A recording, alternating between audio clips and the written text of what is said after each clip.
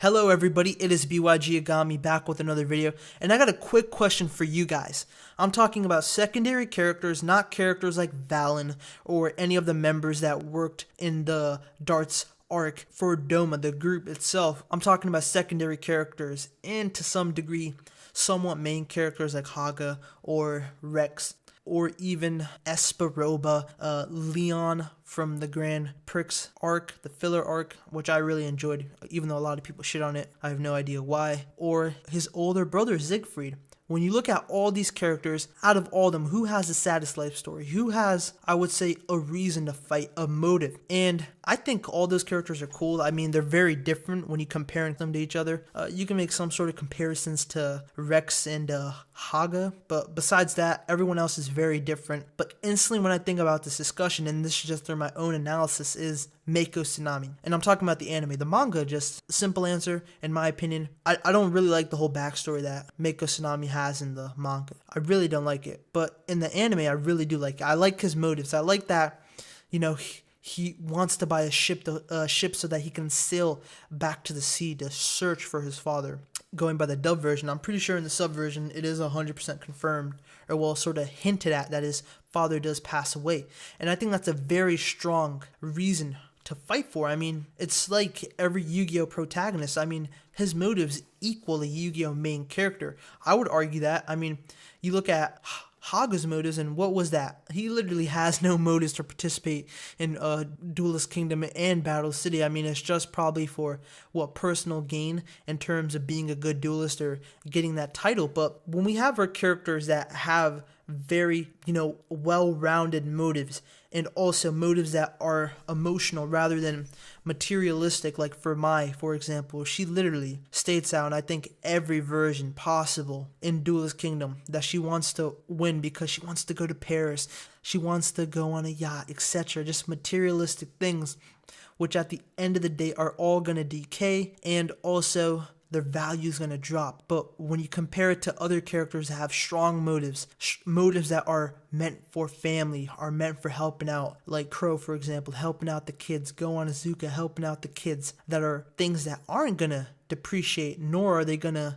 deteriorate. They are everlasting. They are values implemented into certain characters, or just the character's mind themselves. That's why Mako Tsunami has the saddest backstory, because his motives rival that of a main character. In addition, it's just sad. I mean, the dude, his name is Mako Tsunami, which I think is a good dub changer, right? Please do not get very fierce down in the comment sections, alright? It's just my opinion. But I do like the whole twist on it. Mako, the Mako shark, along with Tsunami, the whole fishers aspect to it and the whole sea aspect. But, he's out in the sea, and then he's with his father who's, much older than him, and he's young, and he just gets lost in the sea.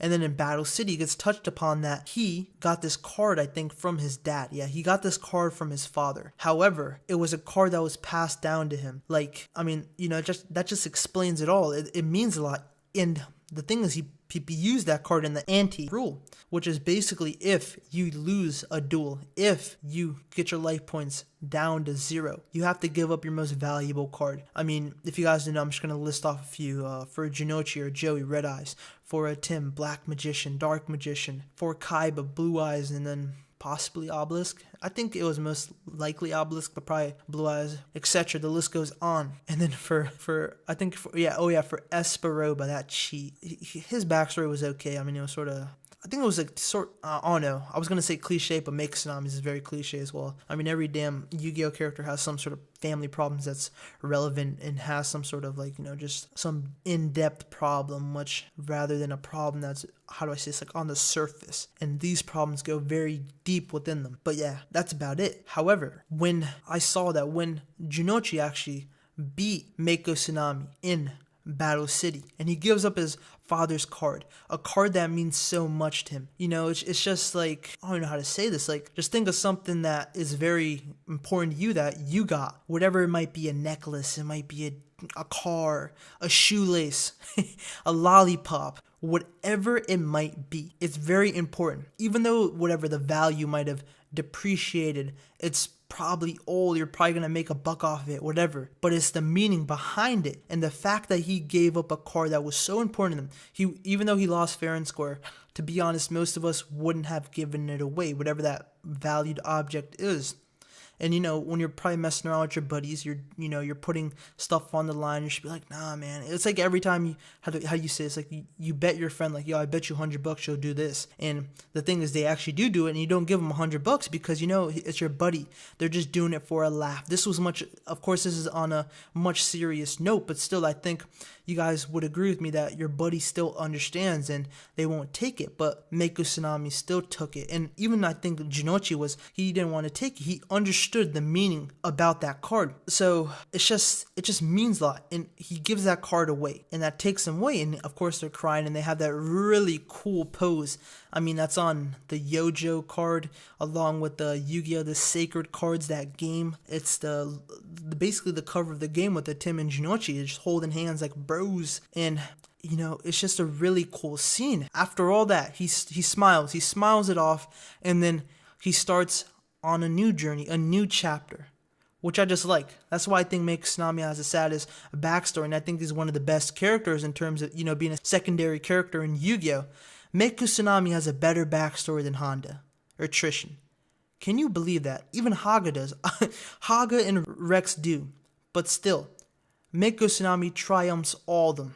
Haga, Rex, Johnny Steps. I know I'm bringing up Johnny Steps. The dude's a living meme.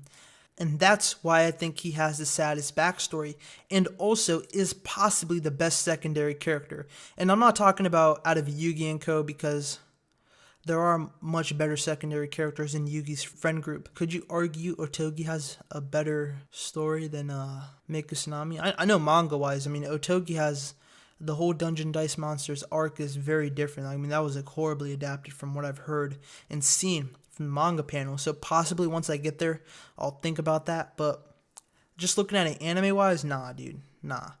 Mako Tsunami just triumphs all of them, essentially all the characters.